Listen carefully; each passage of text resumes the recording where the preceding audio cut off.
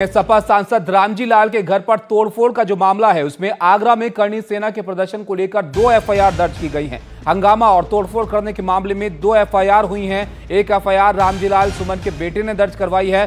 राणा सांगा पर रामजी लाल के बयान पर यहां पर बवाल हुआ था, काफी तोड़फोड़ की गई थी। उस सिलसिले में अब ये मामले यहां पर दर्ज किए गए हैं। 2 एफआईआर इसमें दर्ज हुई हैं।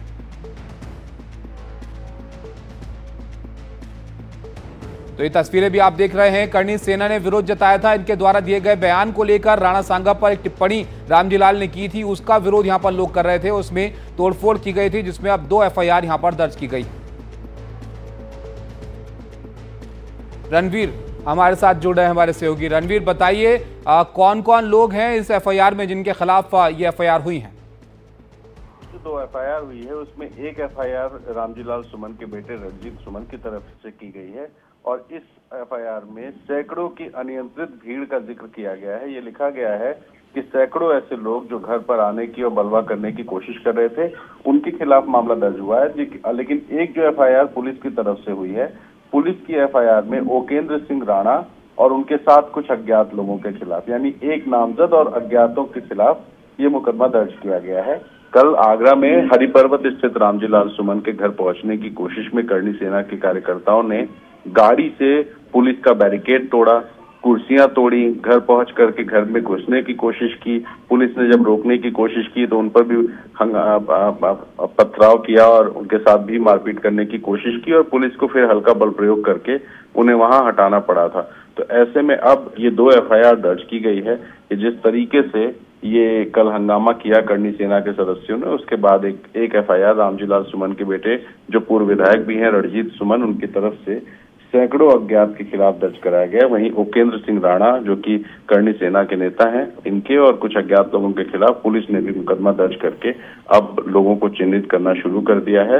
और इस एफआईआर में साफ तौर पर जिक्र है कि खिड़की तोड़ने की कोशिश हुई, कुर्सियों को तोड़ा गया। इसके अलावा जो है आसपास में माहौल खराब करने की जो कोशिश है वो की गई और बीच बचाव में कुछ लोग घायल हुए हैं। ये सारा कुछ जिक्र है और इसमें ये भी जिक्र है कि पुलिस के अधिकारी और कर्मचारियों को भी चोटें आई हैं।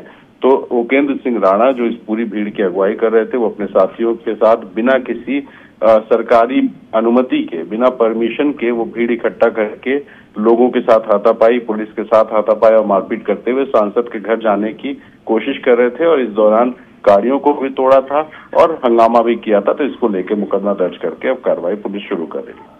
बहुत शुक्रिया रणवीर आपका। तो अब मुकदमे यहाँ पर दर्ज किए गए हैं इस मामले में। ये 2 एफआईआर अब हैं, जैसे कि हमारे सहयोगी बता रहे थे। एक नामजद है और बाकी सैकड़ों लोग हैं अज्ञात जिनको इसमें शामिल किया गया है।